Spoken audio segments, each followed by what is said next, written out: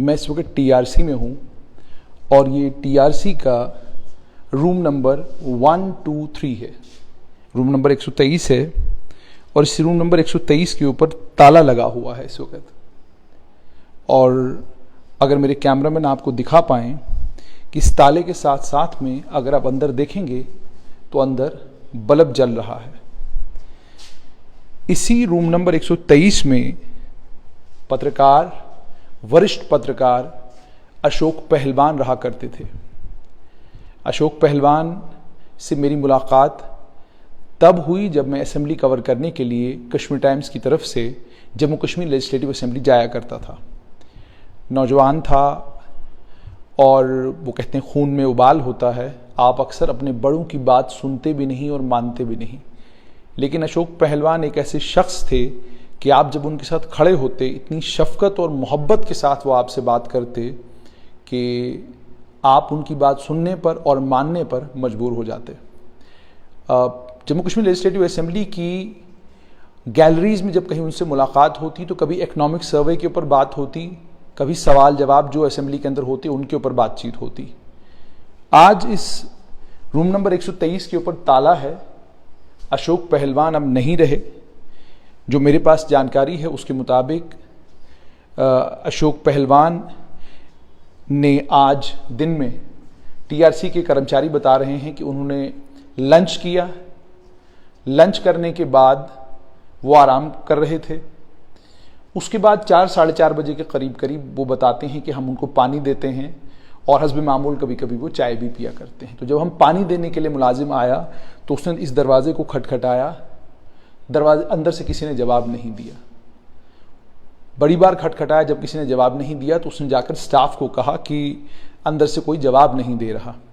Staff ने उसके बाद लगातार फ़ोन किए, अंदर एक लैंडलाइन भी था, लगातार नंबर पर फ़ोन किए लेकिन फ़ोन भी कोई नहीं उठा रहा था। उसके बाद उन्होंने कहा कि चूंकि कोई अंदर से जवाब नहीं दे रहा, हम दरवाज़ा भी खटखटा रहे हैं, तो इनके किसी परिवार के आदमी को बुलाया जाए। तो यहाँ के कर्मचारी बताते हैं कि हमने परिवार के लोगों को सूचित किया। इनके बड़े भाई और उनका बेटा यहाँ पर आया और साथ में रेजिडेंसी रोड पुलिस थाने के जो एएसआई हैं वो भी यहाँ पर आए। अशोक पहलवान को दरवाज़ा खोलने के बाद जब अंदर पहुँचे तो वहाँ पर उन्होंने देखा कि अशोक पहलवान गिरे हुए हैं। उसके बाद परिवार के लोगों ने उनको यहाँ से government medical college Jammu shift किया, जहाँ पर डॉक्टरों ने उन्हें मृतक घोषित कर दिया। अशोक पहलवान एक लंबे समय से टीआरसी में रह रहे थे। आज तो टीआरसी वालों ने उन्हें ये कमरा नंबर 123 दिया है। इससे पहले वो नीचे रहा करते थे और मैं अक्सर जब उनसे मुलाकात करने जाता तो कोई जम्मू कश्मीर का बड़ा इंपॉर्टेंट आदमी उनके पास बैठा हुआ मिलता था और लंबी चौड़ी बातचीत उनके साथ होती। बहुत कुछ सीखने और समझने को मिलता। मैंने एक वरिष्ठ पत्रकार यूसुफ जमील जो कश्मीर घाटी के हैं, उन्होंने एक पोस्ट भी लिखा और कहा कि ज़ाती तौर पर ही मेरा ये ज़ाती नुकसान है। बहुत सारे और पत्रकार हैं जो ये कह रहे हैं कि अशोक पहलवान की मौत हमारा ज़ाती नुकसान है। लेकिन अशोक पहलवान को लेकर ख़ास बात क्या है और मैं इस कमरे के बाहर क्यों खड़ा हूँ? मैं इस कमरे के बाहर इसलिए खड़ा हूँ, मैंने पुलिस के आला अधिकारियों से बात की थी। उनको कहा था कि अगर ये कमरा खोल दें आप, ताकि मैं लोगों को ये कमरा दिखा सकूँ। ये कमरा अपने आप में एक लाइब्रेरी है। इस कमरे के अंदर अशोक पहलवान रहा करते थे। उनके दाएं और बाईं तरफ आपको अखबारों के ढेर मिला करते और एक कंप्यूटर था उनके पास। उसके अलावा कुछ और सामान यहाँ पे था। रेडियो उनके पास था, एक कुछ और सामान था और अंदर ही अगर चाय किसी वक्त बनानी होती तो उसकी केतली भी वहीं पर होती थी। और मुझे अच्छे से याद है, नीचे से वो पानी मंगवाते और अंदर खुद ही वो चाय तैयार करते और बिस्कुट उसके साथ में दे देते। चारों तरफ अखबारों के बंडल और उसके बीच में अशोक पहलवान जो है बैठे हुए मिलते थे।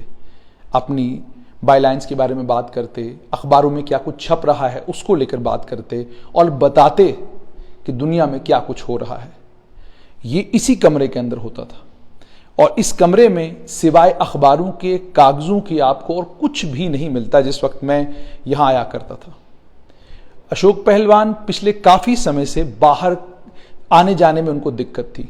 उनके पैरों में जलन होती थी, ब्लिस्टर्स उनके पैरों में बनते थे और चलने में उनको दिक्कत और परेशानी का सामना करना पड़ता था। अशोक पहलवान को चलने में दिक्कत और परेशानी का सामना करना पड़ता था। उसी के चलते वो यहाँ से निकलते नहीं थे ज़्यादा। सर्दियों के मौसम में वो निकलते ज़रूर, लेकिन गर्मियों में अशोक पहलवान अंदर ही रहा करते थे। सामने रैना न्यूज़ एजेंसी है। रैना न्यूज़ एजेंसी के पास भी बड़ी बार हम मुलाकात करने उनसे जाते और बड़ी बार रैना न्यूज़ एजेंसी पर भी उनसे हमारी मुलाकात हुआ करती थी। रैना न्यूज़ एजेंसी पर वो सुबह आते और अपनी अखबार पढ़ते और अखबारें पढ़ने के बाद निकल जाते थे। लेकिन अब पिछले दिनों जब मैंने वहाँ से मालूम किया तो उन्होंने कहा कि अशोक पहलवान अब बाहर नहीं आते हैं, बहुत कम बाहर आते हैं, क्योंकि उनके पैरों में दिक्कत है। पैरों में दिक्कत होने के कारण वो बाहर बहुत कम आते हैं। एक इंस्टीट्यूशन थे अपने आप में। जब मैंने पत्रकारों से मालूम करने की कोशिश की कि अशोक पहलवान ने अपने पत्रकारिता जीवन कश की शुरुआत कहाँ से की, तो मुझे बताया गया कि सतपाल सहानी थे, उनकी एक ट्रैवल एजेंसी थी कश्मीर में। उस ट्रैवल एजेंसी में अशोक पहलवान काम किया करते थे। सतपाल सहानी रॉयटर्स और कुछ और अखबारों के साथ उस वक्त, रॉयटर्स और कुछ और एजेंसियों के साथ उस वक्त जुड़े हुए थे। अशोक पहलवान भी वहां पर कॉपी एडिटिंग और बाकी तमाम काम किया करते थे। वहीं से पत्रकारिता का शौक पड़ा और उसके बाद जब घाटी से वो जम्मू आए तो जम्मू में अशोक पहलवान रॉयटर्स के रिपोर्टर भी थे। कुछ देर फ्रीलांसर रहे, बाद में रॉयटर्स के रिपोर्टर भी रहे। लेकिन एक वक्त आया जब रॉयटर्स को जरूरत महसूस नहीं हुई, उसके बाद अशोक पहलवान ने रॉयटर्स के साथ काम करना बंद किया। स्कूप न्यूज नाम का एक वेब पोर्टल था, उस स्कूप न्यूज नाम के वेब पोर्टल पर अशोक पहलवान लिखा करते थे। काफी लंबे समय तक वो उस स्कूप न्यूज पर लिखा करते थे। लेकिन उनकी सबसे बड़ी बात कि वो बहुत कमाल के आदमी थे। पत्रकार तो थे ही थे, लेकिन जो सादगी, जो सिंप्लिसिटी उनके अंदर थी, उसकी मिसाल आज की पत्रकारिता, आज के पत्रकारों में मिलना मुश्किल ही नहीं, नामुमकिन है। जिस शख्स को मुख्यमंत्री से लेकर सबसे निचले पायदान पर काम करने वाला आदमी भी करीब से जानता हो, वो शख्स इतना हम्बल और इतना सादा तबीयत कि जब आप उससे मिलते आपको महसूस नहीं होता था कि वो रॉयटर्स के रिपोर्टर हैं जम्मू से। ये आपको महसूस नहीं होता था उनसे मुलाकात करके। दूसरी खास बात अशोक पहलवान की ये भी थी कि बांडीपुरा में उनकी कुछ प्रॉपर्टी थी। उस प्रॉपर्टी के ऊपर कुछ लोगों ने कब्जा किया था। मैं बड़ी बार उनसे जब मुलाकात की तो मैंने कहा पहलवान साहब आप कहें तो इस पर एक स्टोरी बन सकती है, हम एक तफसीली स्टोरी करेंगे। तो मना कहते नहीं, मैं अपनी लड़ाई लड़ रहा हूं, मुझे लड़ने दीजिए। मैं इसको अखबारों में नहीं ले जाना चाहता, मैं इसको चैनलों के ऊपर नहीं ले जाना चाहता। मैं अपनी लड़ाई लड़ रहा हूं और अगर मुझे कामयाबी मिलेगी तो मिलेगी, लेकिन मुझे किसी से कोई गिला शिकवा भी नहीं। ठीक है, वहां पर वो प्रॉपर्टी थी, उस प्रॉपर्टी के ऊपर किसी ने कब्जा किया। ये मेरे साथ जो उनकी बात होती थी कि मैंने ये बात डिप्टी कमिश्नर के साथ की। अब खुद हिसाब लगाइए, जिस पत्रकार का एक्सेस सीधा मुख्यमंत्री के केबिन तक हुआ करता था, वो पत्रकार, कश्मीरी पंडित पत्रकार, अपनी जमीन के ऊपर कब्जा हटाने के लिए परेशान था। स्थिति उसके बाद क्या है, क्योंकि मुझे भी एक लंबा वक्त हुआ, उनसे मुलाकात नहीं हो पाई और आज खबर सीधा मिली कि अशोक पहलवान अब नहीं रहे। अफसोस इस बात का कि पत्रकारिता जगत ने एक बहुत बड़े आदमी को, एक बहुत बड़े पत्रकार को खोया है। वो पत्रकार जो घाटी और जम्मू के पत्रकारों के बीच का एक ब्रिज था, एक पुल था। इसी कमरे में आपको चेयरमैन लेजिस्लेटिव काउंसिल मिलते, इसी कमरे में आपको जम्मू कश्मीर का सबसे इंपॉर्टेंट आदमी मिलता, इसी कमरे में आपको कश्मीर घाटी का लगभग हर पत्रकार आपको इस कमरे में मिलता। इसी कमरे में आपको बड़े से बड़ा लेखक और बड़े से बड़ा अफसर जो है इसी कमरे में आपको अशोक पहलवान से गपशप मारते हुए मिलता। लेकिन सिंप्लिसिटी और सादगी की इंतहा थी। उनसे जितनी बार बात करते बहुत कुछ सीखने को मिलता। आज अशोक पहलवान हमारे बीच में नहीं है। पत्रकारिता जगत ने एक बहुत बड़े आदमी को खोया है। मगर इस कमरा नंबर 123 से दो चीजें पत्रकारों को सीखने को मिलती हैं।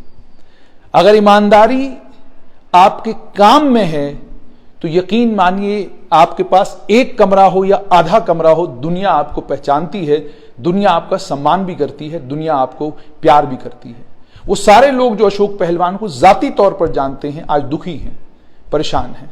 और सोचिए, अगर 1990 का वो वक्त नहीं आया होता, कश्मीर घाटी से कश्मीरी पंडित समुदाय का पलायन नहीं हुआ होता, तो अशोक पहलवान कमरा नंबर 123 में नहीं होते, वो घाटी में होते। कमरा नंबर 23 में महदूद होकर अशोक पहलवान रह गए। हालांकि ये उनकी अपनी इच्छा थी, किसी ने उनको कहा नहीं। वो चाहते तो सरकार बहुत बड़ी अकोमोडेशन भी उनको दे देती, लेकिन अशोक पहलवान ने कभी चाहा ही नहीं कि एक कमरे से ज्यादा बड़ी कोई अकोमोडेशन सरकार उनको दे। वैसे भी आप जानते हैं सरकारी तंत्र की यह खास बात यह है, वो पत्रकार जो जमीनी स्तर पर काम करते हैं और खामोश रहते हैं, उनके लिए सरकार के पास कुछ भी नहीं। और सरकार जिन्हें नवाजती है उसके लिए सरकार के मापदंड क्या है वो किसी की समझ में आज तक नहीं आया कि आप जिन पर आपकी नजरें कर्म होती है वो कौन लोग होते हैं और वो क्यों होते हैं, किसी को पता नहीं। अगर अशोक पहलवान लड़ाई लड़ते रहे अपनी जमीन की, मैंने कहा आज की स्थिति मुझे मालूम नहीं, हो सकता है जमीन का कब्जा हट गया हो, लेकिन आज अशोक पहलवान नहीं है। गवर्नमेंट मेडिकल कॉलेज जम्मू में उनका बताया जा रहा है कि शव है। पुलिसकर्मियों से मैंने गुजारिश की थी कि मैं नए पत्रकारों को सबको दिखाता कि इस कमरा नंबर 123 में सिर्फ अखबारें होंगी, इस कमरा नंबर 123 में अखबारों के साथ रेडियो और एक पुराना कंप्यूटर और उसके अलावा कुछ भी नहीं। सवाल यही पत्रकारों की जिंदगी है। बहुत सारे लोग पत्रकारों को लेकर बड़ी सारी धारणाएं अपने मन में बनाकर बैठ जाते हैं। बहुत मुश्किल है पत्रकार का जीवन जीना, बहुत मुश्किल है पत्रकार के तौर पर काम करना। अशोक पहलवान आज हमारे बीच में नहीं है, बहुत बड़ा नुकसान पत्रकारिता जगत को हुआ है। कमरा नंबर 123 टीआरसी का अब खाली है।